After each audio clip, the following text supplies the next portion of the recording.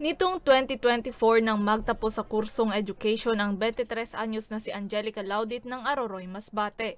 May 2025 nang makapasa siya sa licensure examination for teachers. Aminado si Angelica na kahit isa na siyang ganap na guro, limitado lamang ang oportunidad para sa mga bagong gurong katulad niya sa kanilang lalawigan.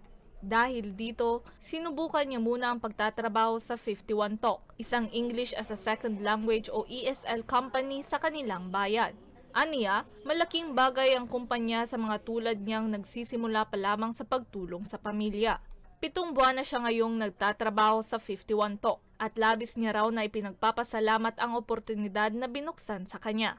Since maliit naman po itong ating city, wala namang maraming available na job na connected sa course ko, which is education. So, mas pinili ko pong mag-work dito since ang ate ko po ay nag-work din dito. Unlike po sa kapag nag-work ka sa government, of course sa government kapag nag-work ka mostly sa DepEd po, napakaraming workload, tapos pag uwi mo sa bahay, magagawin ka pa. Unlike dito, uupo ka lang, then kapag uwi ka, mag-rest ka na lang. Yun lang.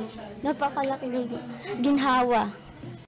Taong 2021 nang buksan ng 51 Talk sa nasabing bayan. Naging posible ito dahil na rin sa pakikipagtulungan at suporta ng Department of Information and Communications Technology o DICT at Masbate Gold Project ng Philminera Resources Corporation at PhilGold Processing and Refining Corporation.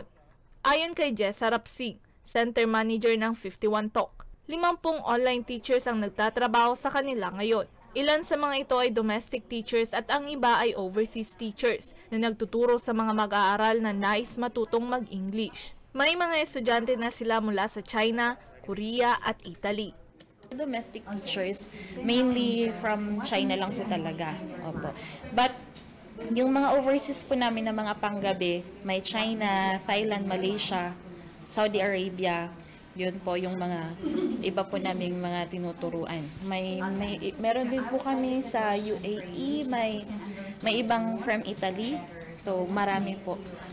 So far, yun pa lang po, pero sa mga susunod, mas marami pang mga countries ang ma-accommodate ng mga teachers.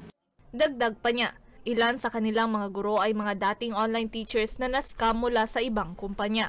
Binigyan daw nila ang mga ito ng panibagong oportunidad para makaahon muli mula sa pagkakalugmok.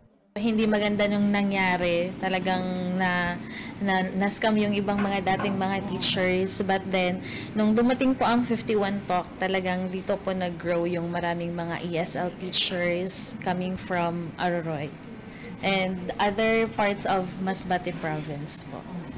Talagang dito naging stable po yung ESL teachers po namin. Siniguro niya ring tuloy-tuloy ang operasyon ng 51 Talk sa naturang bayan dahil sa malaking tulong nito sa mga mamamayan at sa sipag na rin ng kanilang online teachers. Para sa mga balitang Tatak, Bicol, May Insinares.